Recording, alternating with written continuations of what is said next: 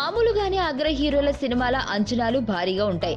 అందున గత సినిమా ఫలితం హిట్ కాంబినేషన్ లో సినిమా అంటే అవి అలా అలా పెరిగి శిఖర స్థాయిని చేరుకుంటాయి.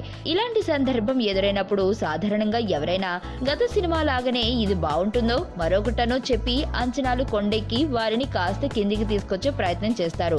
ఆ అంచనాలు అందుకుంటే పర్లేదు, అదే ప్లేట్ తిరగబడిందో పెట్టుబడులు కూడా వెనక్కి రావు. అయితే ఇవేవి పట్టనట్టు కొరటాల తన తాజా సినిమాపై తనకు తానే అంచనాలు పెంచే పనిలో పడ్డారు.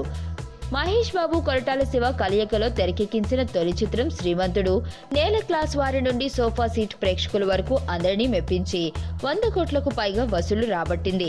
అంతటి ఘన విజయం సాధించిన తర్వాత మరోసారి వీరిద్దరి కాంబినేషన్ లో సినిమా రానుందన్న విషయం బయటకు రాగానే ఈ సినిమా శ్రీమంతుడిని మించిపోతుంది.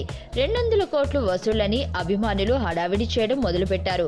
ఇది సరిపోదన్నట్లు నిన్న సినిమా ఓపెనింగ్ లో కొరటాల అండ్ కో కూడా ఇదే తీరున స్పందించారు. కథపరంగా సినిమా శ్రీమంతుడిని మించి ఉంటుందన్న శివ తెలుగు సినిమా స్థాయిని పెంచుతుందని చెప్పుకొచ్చారు. మహేష్ తో ఎప్పటి నుండో సినిమా చేయాలని కాపుగాసిన నిర్మాత డివివి దానయ్య కూడా తక్కువ తినలేదు.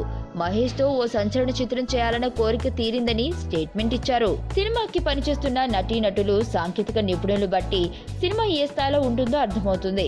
ఈ సినిమాకి కూడా ప్రముఖ సినిమాటోగ్రాఫర్ రవి కే చంద్రన్ పనిచేయనుండగా కొరటాల తొలి చిత్రం నుండి తనతో ప్రయాణం చేస్తున్న దేవిశ్రీ ప్రసాద్ ఈ సినిమాతోనూ ఆయనతో కొనసాగుతున్నారు.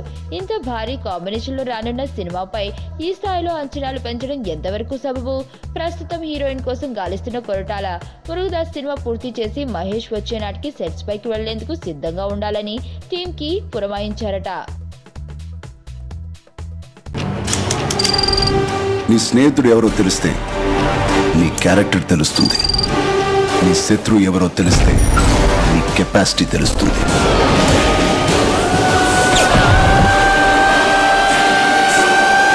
నా శత్రువుని సెలెక్ట్ చేసుకున్నాను.